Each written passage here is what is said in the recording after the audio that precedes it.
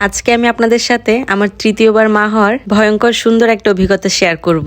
ভয়ঙ্কর সুন্দর কেন বললাম? মা হওয়া তো নিঃসন্দেহে খুব সুন্দর একটা অনুভূতি, কিন্তু সেটা এবার আমি আমার জীবনে ভয়ঙ্কর রকমের কষ্টের ভেতর দিয়ে অনুভব করেছি। যারা রেগুলার আমার ভিডিও দেখেন তাদের ভেতর অনেকেই জানেন না আমার এই বিষয়টা, কারণ আমার খুব বেশি একটা ক্যামেরার সামনে আসা হয় না। আর আমি অসুস্থতার কারণে এতদিন গ্রামের বাড়িতে ছিলাম। ঢাকায় থাকলে আমার বাচ্চা দুটার ভালো করে টেক কেয়ার হতো না, নিজেরও সেরকম যত্ন নিতে পারতাম না। এই কারণে আমি এতদিন গ্রামের বাড়িতে ছিলাম।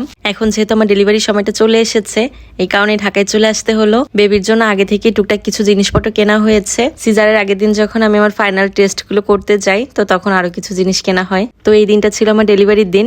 আমরা দুপুরবেলার দিকে সবকিছু গুছিয়ে বেরিয়ে পড়ি। দুপুরে গিয়ে আমি অ্যাডমিট হব, বিকালে অথবা সন্ধ্যার দিকে আমার সিজার হবে, এরকমটাই কথা ছিল।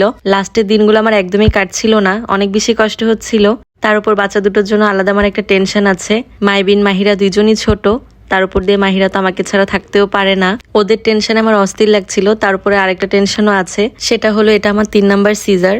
আর এর আগে যে সিজারটা হয়, মানে আমার মাহিরার বয়স এখনো 2 বছর হয়নি।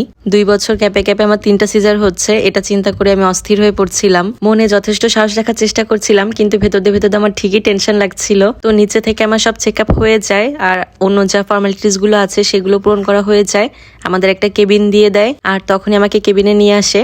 তো এখান থেকে আমাকে সেলাইন চালু করে দিবে। পরবর্তীতে যখন ম্যাডাম আসবে তখন ওটিতে নিয়ে যাবে। আমার বেবিটা আরো সপ্তাহখানিক পরে হওয়ার কথা ছিল, কিন্তু একটু সমস্যার কারণে আর ওয়েট করা গেল না। সিজারটা একটু তাড়াতাড়ি করতে হবে।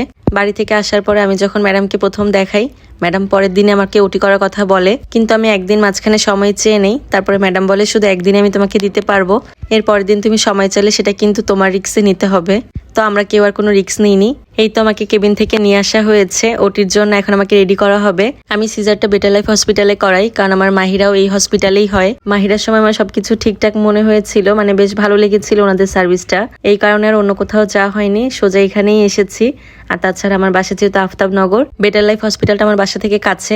আর যেহেতু মাইবিন মাহিরা ছোট, ওরা যাতে বেশ অনেকটা সময় হসপিটালে থাকতে পারে বা মন চাইলে তাড়াতাড়ি বাসায় যেতে পারে, এই কারণেই এই হসপিটালটা চয়েস করা। তো আমাকে কিন্তু ওটির জন্য রেডি করে ওটিতে নিয়ে যায়, আর বাহিরে সবাই আমার জন্য ওয়েট করতে থাকে। এই অপেক্ষাটা অনেক বেশি দীর্ঘ ছিল সেদিন। আমাকে ওটিতে নেওয়ার প্রায় 50 মিনিট পর আমার বেবিকে বের করে। এই 50 মিনিট আমি একরকম যুদ্ধ করেছি। হোক সিজার হয়েছে, কিন্তু তারপরও আমার অনেক বেশি কষ্ট হয়েছে।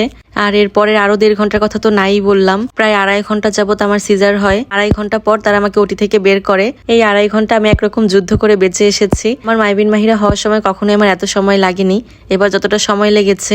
আমি এক পর্যায়ে বলছিলাম যে আমি আর পারছি না, আমার অনেক বেশি কষ্ট হচ্ছে, হাত পা ঠান্ডা হয়ে যাচ্ছিল। ডক্টররাও তখন দ্রুত আমাকে ব্লাড দেয়, প্যাথিডিন দিয়ে ব্যথা কমানোর চেষ্টা করে। আর ওদিকে কিন্তু আমার বাচ্চাটা সবার কোলে কোলে আদর পেতে থাকে। প্রায় 2.5 ঘন্টা পর আমাকে বের করে যখন দেখায়, তখন সবাই একটু নিশ্চিন্ত হয়, আর সবাইকে দেখে আমিও একটু স্বস্তি পাই। আর সত্যি কথা বলতে দিনটা আমার জীবনে সব থেকে ভয়ঙ্কর সুন্দর ছিল। এখনো যখন আমি ব্যথা ফিল করি, তখন আমি ওই দিনটার কথা মনে করি। ওই দিন যে কষ্টটা ফিল করেছি, তার কাছে তো পৃথিবীর কোনো কষ্টই কিছুই না।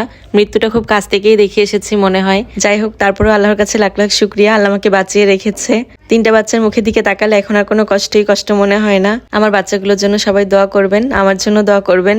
ভিডিওটা ভালো লাগলে একটা শেয়ার করে দিবেন। সবাই ভালো থাকবেন। আল্লাহ হাফেজ।